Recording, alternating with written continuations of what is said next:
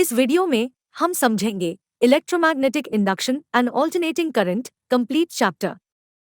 इस चैप्टर में हम मल्टीपल कॉन्सेप्ट समझेंगे। हर एक टॉपिक के लिए डिस्क्रिप्शन में टाइमलाइन मेंशन कर दिया गया है। Faraday's first experiment. फैराडेज का फर्स्ट लॉ इलेक्ट्रोमैग्नेटिक इंडक्शन के बेस पर है, जिसे फैराडेज का लॉ और इलेक्ट्रोमैग्नेटिक इंडक्शन का लॉ भी कहा जाता है। ये लॉ वायर में इलेक्ट्रिक फ्लक्स और वोल्टेज के बीच के रिलेशनशिप को बताता है। ये लॉ इलेक्ट्रोमैग्नेटिक इंडक्शन के फंडामेंटल प्रिंसिपल्स में से एक है और इसका नाम ब्रिटिश साइंटिस्ट माइकल फैराडे के नाम पर रखा गया, जिन्होंने इसे 19वीं सेंचुरी में फॉर्मुलेट किया। फैराडेज फर्स्ट लॉ को हम ऐसे डिफाइन कर सकते हैं: the electromotive force induced in a closed loop of wire is equal to the negative rate of change of magnetic flux through the loop. आइए इसे डिटेल में समझते हैं। इस एक्सपेरिमेंट में एक मेटल कॉइल है जिसमें numbers of turn circular loop की फॉर्म में है। इस कॉइल को कॉपर वायर के थ्रू एमीटर से कनेक्ट किया गया है। एमीटर वो डिवाइस होता है जिससे हम करंट मेजर करते हैं। इस कॉइल के पास एक बार मैग्नेट को रखा गया है। इस बार मैग्नेट से मैग्नेटिक फील्ड लाइंस प्रोड्यूस होती है। ये magnetic field lines circular loop की फॉर्म में होती है और नॉर्थ पोल से साउथ पोल की तरफ मूव करती है। जब ये बार मैग्नेट रेस्ट पर होता है, तब एमीटर में कोई डिफ्लेक्शन शो नहीं होता। जब इस बार मैग्नेट को मूव किया जाता है, तो हमें एमीटर में डिफ्लेक्शन शो होता है। क्योंकि मेटल कॉइल में फ्री इलेक्ट्रॉन्स होते हैं और ये इलेक्ट्रॉन्स मैग्नेटिक फील्ड के इन्फ्लुएंस में मूव करते हैं, और इलेक्ट्रॉन्स मूव करने की वजह से सर्किट में करंट डेवलप होता है। जब हम इस बार मैग्नेट को फॉरवर्ड डायरेक्शन में मूव करते हैं, तो एमीटर में पर्टिकुलर डायरेक्शन में डिफ्लेक्शन होता है, और जब इस बार मैग्नेट को बैकवर्ड डायरेक्शन में मूव करते हैं, तो अपोजिट डायरेक्शन में डिफ्लेक्शन होता है। इस करंट की डायरेक्शन बार मैग्नेट के मोशन के साथ चेंज होती है। इस एक्सपेरिमेंट से जो कंक्लूजन निकलते हैं वे इस तरह से हैं। फर्स्ट, बार मैग्नेट को जब तक मूव करेंगे तब तक ही एमीटर में डिफ्लेक्शन होगा। सेकंड, एमीटर में डिफ्लेक्शन की डायरेक्शन बार मैग्नेट की डायरेक्शन के साथ चेंज होती है।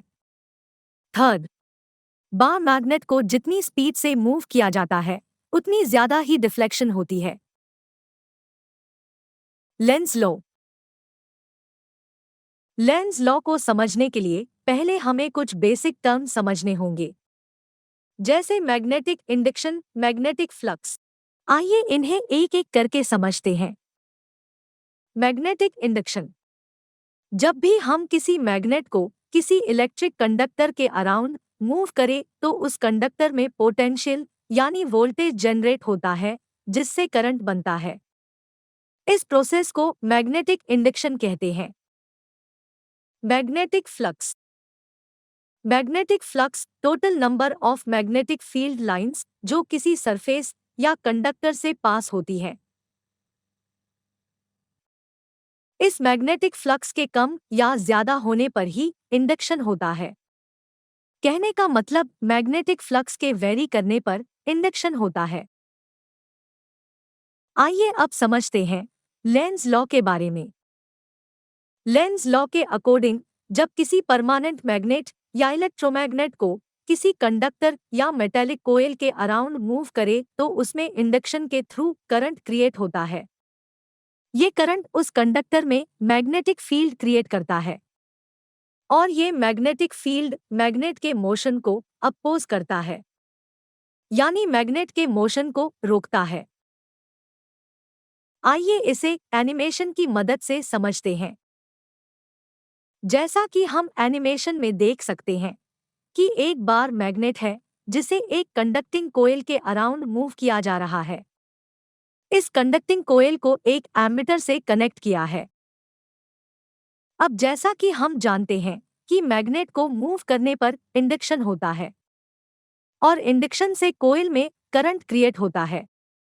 साथ ही हम ये भी देख सकते हैं कि करंट की डायरेक्शन मैग्नेट के मोशन के साथ चेंज हो रही है। अब ये करंट इस कोयल में मैग्नेटिक फील्ड क्रिएट करता है। इस मैग्नेटिक फील्ड की पोलैरिटी करंट के डायरेक्शन के साथ चेंज होती है।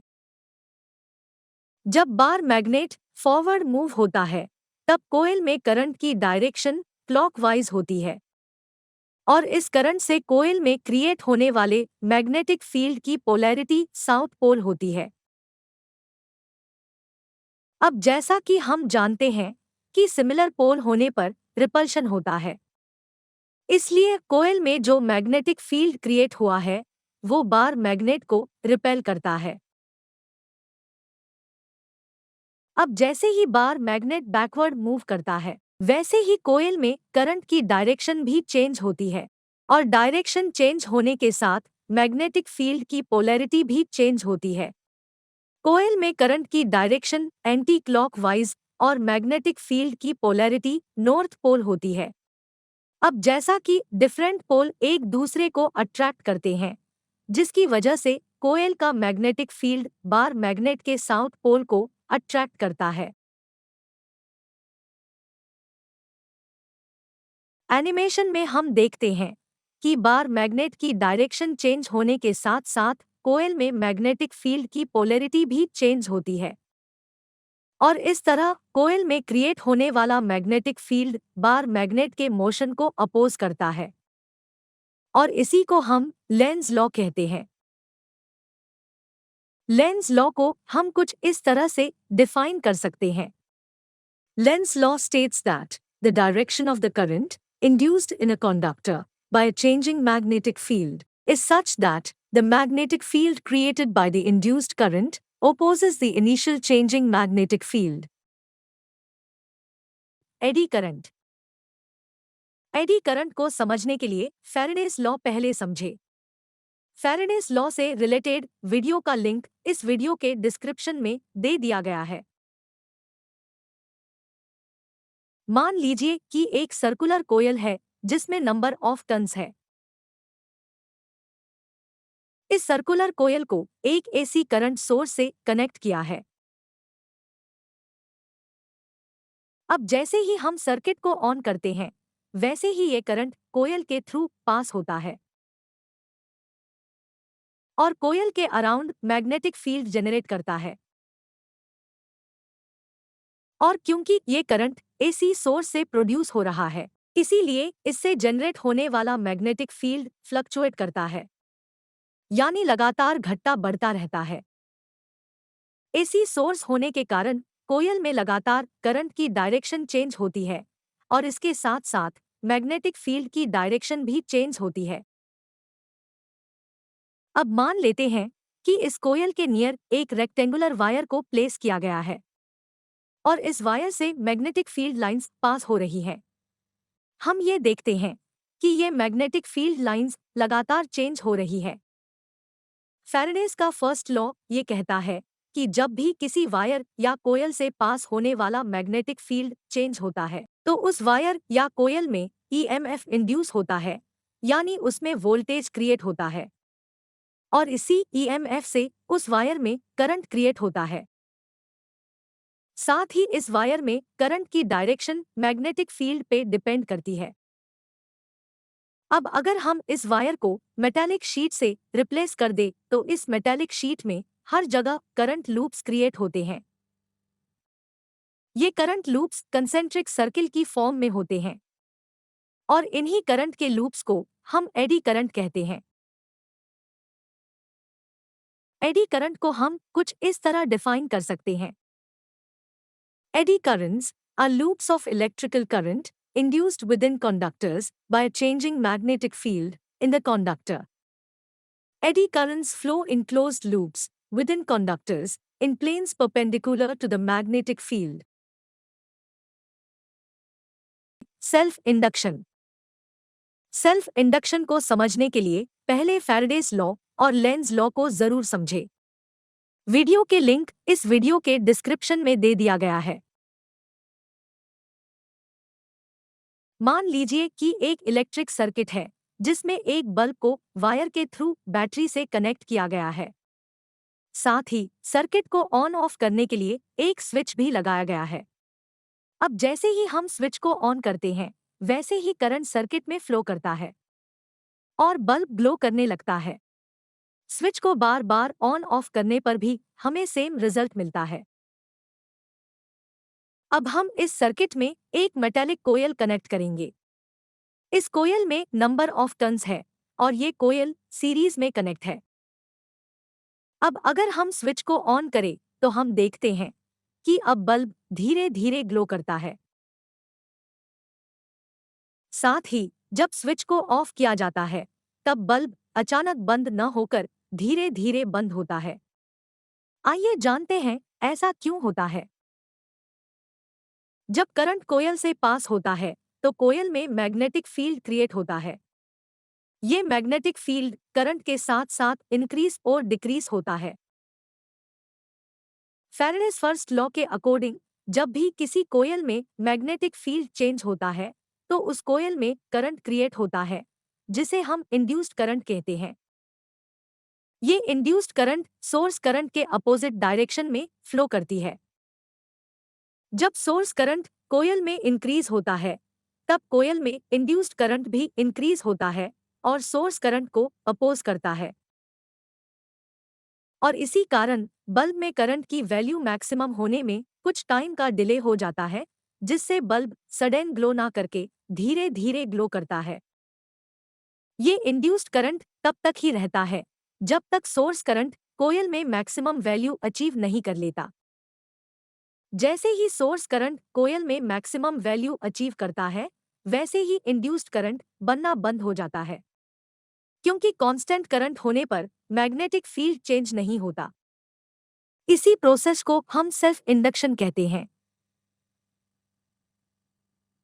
सेल्फ इंडक्शन को हम कुछ इस तरह डिफाइन कर सकते हैं। Self induction is the property of the current carrying coil that resists or opposes the change of current flowing through it. Mutual induction. Mutual induction Faraday's law पे बेस्ड है। बेहतर अंडरस्टैंडिंग के लिए फैराडेज लॉ का video पहले देखें। Video का link इस वीडियो के डिस्क्रिप्शन में दे दिया गया है।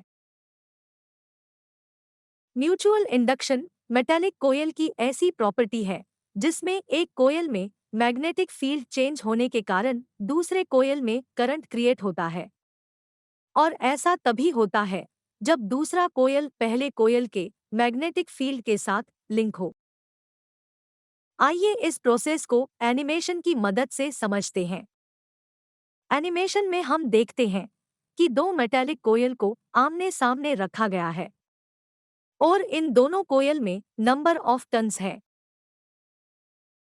पहले कोयल को एक एसी करंट सोर्स और स्विच के साथ सीरीज में कनेक्ट किया गया है और दूसरे कोयल को एक एमीटर के साथ कनेक्ट किया गया है। जब हम फर्स्ट कोयल में करंट सप्लाई करते हैं तब कोयल में करंट फ्लो होने के कारण मैग्नेटिक फील्ड क्रिएट होता है। अब क्योंकि कोयल में एसी करंट फ्लो हो रहा है जिसके कारण मैग्नेटिक फील्ड लगातार चेंज होता रहता है। ये मैग्नेटिक फील्ड सेकेंड कोयल से पास होता है। फैराडेज फर्स्ट लॉ के अकॉर्डिंग जब भी कोयल से पास होने वाला मैग्नेटिक फील्ड चेंज होता है तो उस कोयल में ईएमएफ यानी वोल्टेज क्रिएट होता है और यही वोल्टेज कोयल में करंट क्रिएट करता है। इस करंट को हम एमीटर की मदद से मेजर कर सकते हैं और इसी प्रोसेस को हम म्यूचुअल इंडक्शन कहते हैं। म्यूचुअल इंडक्शन को हम कुछ इस तरह डिफाइन कर सकते हैं। Mutual induction is a phenomenon when a coil gets induced in EMF across it due to rate of change of current in another coil in such a way that the magnetic field of one coil gets linked with another coil. Alternating current. जैसा कि हम जानते हैं, जब भी किसी wire या conductor से इलेक्ट्रॉन्स फ्लो करते हैं, तो उस कंडक्टर में करंट क्रिएट होता है। इस करंट की डायरेक्शन इलेक्ट्रॉन्स के अपोजिट डायरेक्शन में होती है। इलेक्ट्रॉन्स फ्लो करने के लिए हम वायर के एक एंड को बैटरी के पॉजिटिव टर्मिनल से और दूसरे एंड को नेगेटिव टर्मिनल से कनेक्ट करते हैं। हम देखते हैं कि इलेक्ट्रॉन्स नेगेटिव टर्मिनल से पॉजिटिव टर्मिनल की ओर फ्लो कर रहे हैं और करंट पॉजिटिव से नेगेटिव की ओर फ्लो करता है। जब करंट एक ही डायरेक्शन में फ्लो करता है और टाइम के साथ करंट की डायरेक्शन चेंज ना हो तो उसे डीसी करंट या डायरेक्ट करंट कहते हैं।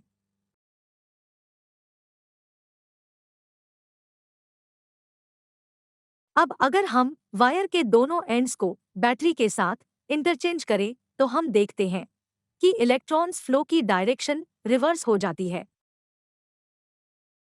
साथ ही करंट की डायरेक्शन भी रिवर्स हो जाती है। इसी प्रोसेस को फिर से रिपीट करें तो फिर से इलेक्ट्रॉन्स और करंट की डायरेक्शन रिवर्स होती है। अब अगर हम इसी प्रोसेस को बहुत कम टाइम में रिपीट करें तो करंट की डायरेक्शन कंटिन्यूसली चेंज होती रहती है।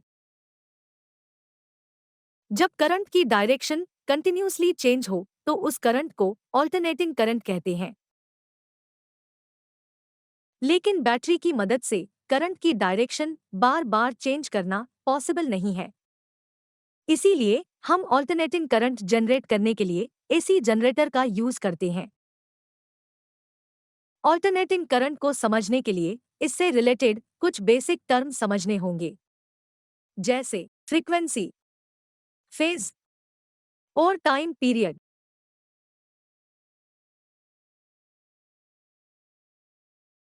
अब मान लीजिए कि एक एसी जनरेटर है जिससे एक बल्ब को वायर के थ्रू कनेक्ट किया गया है।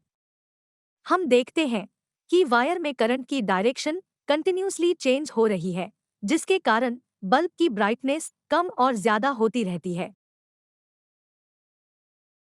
लेकिन प्रैक्टिकली हम ऐसा होते हुए नहीं देख पाते क्योंकि ये प्रोसेस बहुत हाई स्पीड पे होता है। अब अगर हम वायर में फ्लो होने वाले करंट की वैल्यू को ग्राफ से रिप्रेजेंट करें तो हमें एक वेव का पैटर्न मिलता है।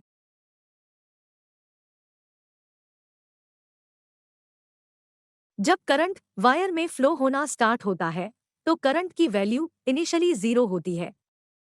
ये करंट एक सर्टेन टाइम इंटरवल में अपनी मैक्सिमम वैल्यू तक पहुंचता है। अब जैसे ही करंट की डायरेक्शन चेंज होती है वैसे ही करंट की वैल्यू डिक्रीज होती है और अगेन 0 हो जाती है। ये करंट सेम अपोजिट डायरेक्शन में फ्लो करता है और मैक्सिमम वैल्यू तक पहुंचता है और फिर से करंट की डायरेक्शन चेंज होती है और करंट डिक्रीज होने लगता है और 0 वैल्यू तक पहुंचता है। यही प्रोसेस बार बार रिपीट होता रहता है। इस प्रोसेस में करंट की डायरेक्शन कंटिन्यूसली ऑल्टर होती रहती है, यानी चेंज होती रहती है। इसीलिए इसे हम अल्टरनेटिंग करंट कहते हैं। इस वेव पैटर्न में जो क्रेस्ट और ट्रॉफ है वो करंट की पीक वैल्यू है जिसे हम आई नॉट से डिनोट करते हैं। वेव की एक साइकिल कंप्लीट होने में एक सर्टेन टाइम लगता है जिसे हम टाइम पीरियड कहते हैं और इसे हम टी से डिनोट करते हैं। ये वेव एक सेकंड में कई साइकिल कंप्लीट करता है और एक सेकंड में जितनी साइकिल कंप्लीट होती है उसे हम फ्रीक्वेंसी कहते हैं। इस फ्रीक्वेंसी को हम न्यू से डिनोट करते हैं। अल्टरनेटिंग करंट को हम कुछ इस तरह से रिप्रेजेंट कर सकते हैं, जिसमें आई किसी भी पर्टिकुलर टाइम पे करंट की वैल्यू है और आई नॉट करंट की पीक वैल्यू है।